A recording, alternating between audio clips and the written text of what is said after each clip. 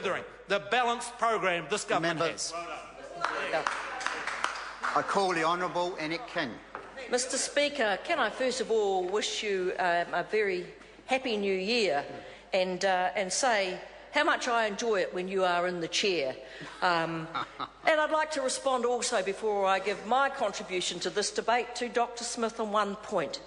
And Dr Smith, I suggest that you read Professor Graham Aiken today, the Dean of Education from Auckland University, someone I suppose knows a little bit about education, who wrote in the Herald today, "The Everest of research shows that socio-economic status is the strongest predictor of achievement."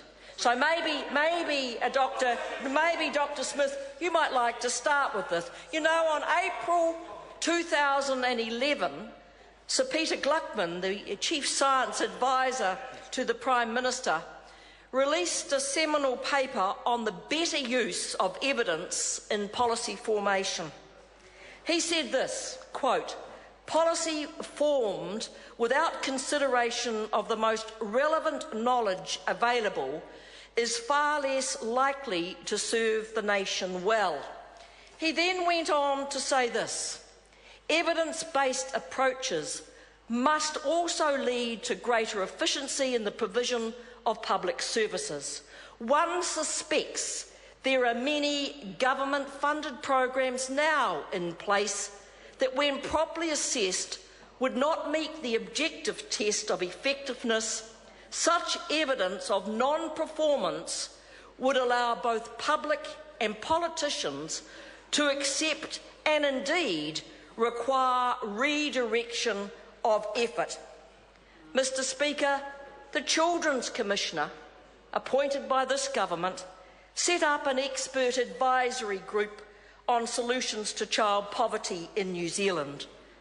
They reviewed both the international and New Zealand literature. They spoke to overseas experts, to local experts. They talked to officials, to civil society groups. They heard submissions. They even listened to members of Parliament. In November 2013, the Health Select Committee released a comprehensive report on improving child health outcomes from preconception to 3 years of age. We listened to officials. We read international research and local research from groups like the Brainwave Trust and others, and we came to the conclusion, we, the members of the Select Committee, the National Party, the Labour Party, New Zealand First and the Greens, we came to the conclusion that the government needs to put more focus on, and I'm quoting, more focus on and investment into the preconception period to the age of 3 years. We said, quote, "Such a policy is not only backed by science, equity and ethics, but makes sound economic sense." I repeat that, Mr Chairman, Mr Speaker, sound economic sense. So why would this government or any future government not listen to the science, the evidence, the ethics and the economics of investing in our kids? Investing in our kids. You see, we've heard passionate speeches from the government today about all that they are doing for children, and Nick Smith nods. So how is it, Dr Smith, that one of the Parliament Select Committee, the evidence both in New Zealand before the Expert Advisory Committee, your own science advisor and others are saying, listen to the evidence, and the evidence in New Zealand is telling us that we are not doing well by children in New Zealand. This government says we've learnt nothing. I have to say it's sad. They have learnt nothing. They learn nothing from evidence and nothing from science. Well, I have to tell you that a Labour-led government has and will, because New Zealanders have had enough of cheap words and flash slogans about the value and the importance of our children. We hear the platitudes, they are rolled out all the time, lines like, children are our greatest gift. Children are our future. We value children. We're already doing so much for children. Well, the evidence shows that that is hogwash. We have some of the most appalling statistics relating to children in the OECD. In the OECD, countries we like to compare ourselves with. Well, Mr. Speaker, I'm disgusted and distressed when report after report is published which shows New Zealand failing children in this country. A country that has so much. A country that the Prime Minister said we are an egalitarian country. When did he connect with New Zealand? This country hasn't been an egalitarian country in that way probably for 30 or 40 years. He was seen slowly the destruction of that egalitarian society accelerated under this government. We see statistics about the high rate of child accidents in this country, of child abuse, of child poverty, of youth suicide, of failing educational achievement. And you've got to ask yourself, Mr. Speaker, where did we go wrong? The Prime Minister likes to say he was brought up in a state house. But this government, although they're building 1,000 extra, doesn't tell you about the ones they've knocked down, the ones that they've closed up, and the thousands that they sold off. And they don't tell you how they treat state house tenants as worthless citizens. The Prime Minister likes to say that he was brought up on a widow's benefit, plus the family benefit, and maybe it could have even helped pay for their first own home. But benefits now are a dirty word. Beneficiaries, especially those caring for children, yes, please.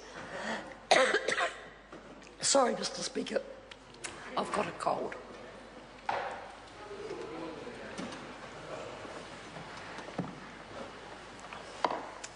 Thank you, Mr. Speaker. But benefits are now a dirty word. Beneficiaries, especially those caring for children, are worthless in the government's eyes. They are judged for their predicament.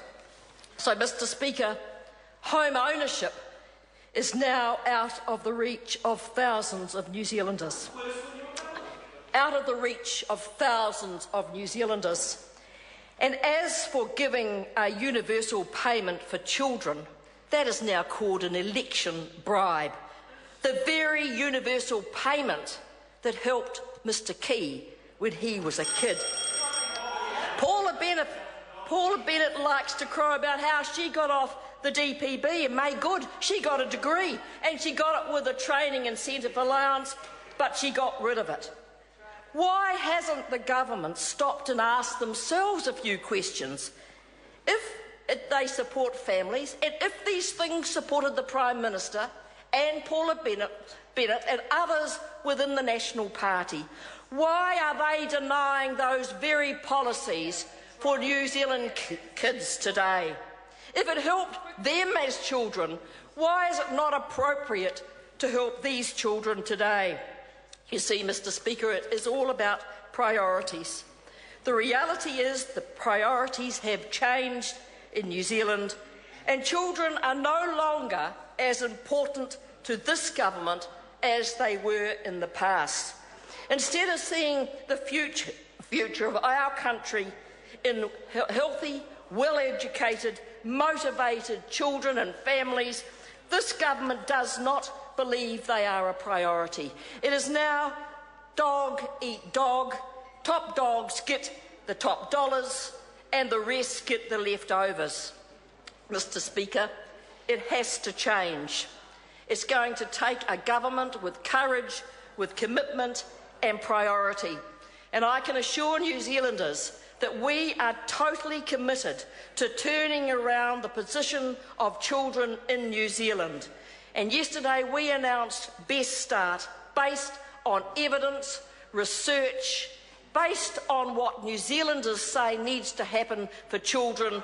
Why won't that government open their ears and their eyes and for once look and see what is happening to our kids? Instead of opposing everything, support it. Order. Call the Honourable Nathan Guy. Speaker, what a fantastic speech today with the